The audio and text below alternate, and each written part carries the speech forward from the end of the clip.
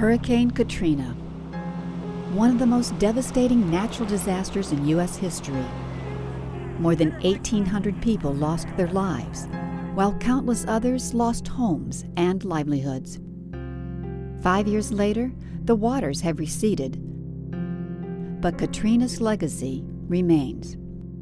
Why did Katrina become a Category 5 storm in the Gulf of Mexico, and what made it weaken before landfall? It's questions like this that NASA researchers hope to answer this hurricane season.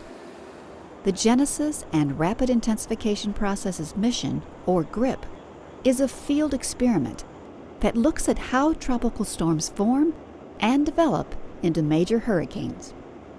This experiment is designed not only to help the experts better understand which of the tropical disturbances will develop into tropical storms or hurricanes, but also help them predict which ones will intensify to monsters and which ones will fizzle out rapidly.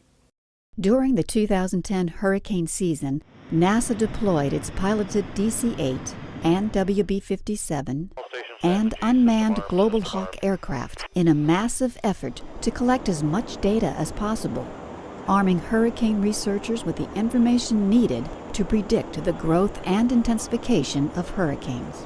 With the DC-8 and in particular the wind LiDAR, we're going to get continuous wind measurements in the environment of the storm, something that we've never been able to get before.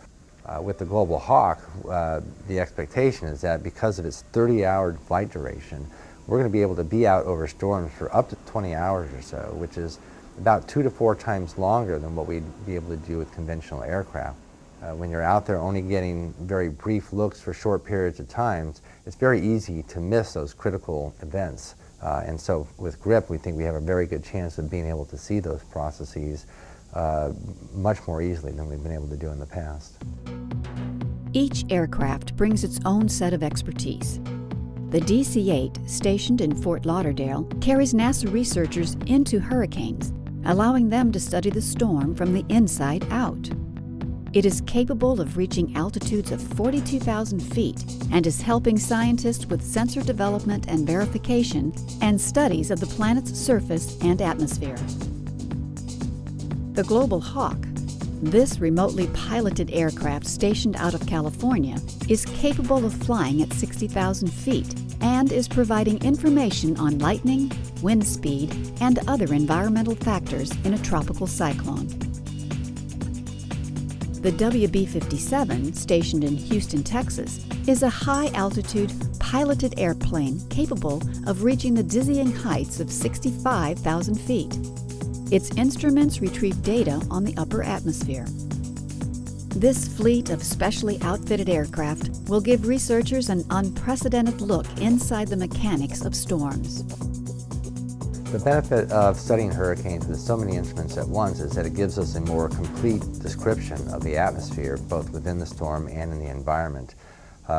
Within the storm, we want information not only on the winds within the storms, but also the temperature, humidity, and precipitation in the eye wall, and the rain bands. All that information is critical to understanding how the storms evolve. GRIP will also gather data from a much higher vantage point, outer space. The TRIM, Aqua, Terra, and CloudSat satellites provide data to scientists on Earth, giving them a comprehensive look at storms from different perspectives. GRIP is designed to take the latest technologies that NASA can bring to bear. Satellites, aircraft that fly in the storm, aircraft that fly over the storm, systems on the ground. Let's put it all out there for 6 weeks and see what we can learn about the physics of these storms. The flights conducted through GRIP this hurricane season will undoubtedly provide vital information on the life cycle of hurricanes. This information will help scientists predict the birth of potential hurricanes and understand why some tropical cyclones can go from a Category 2 to a Category 5 hurricane in a matter of hours.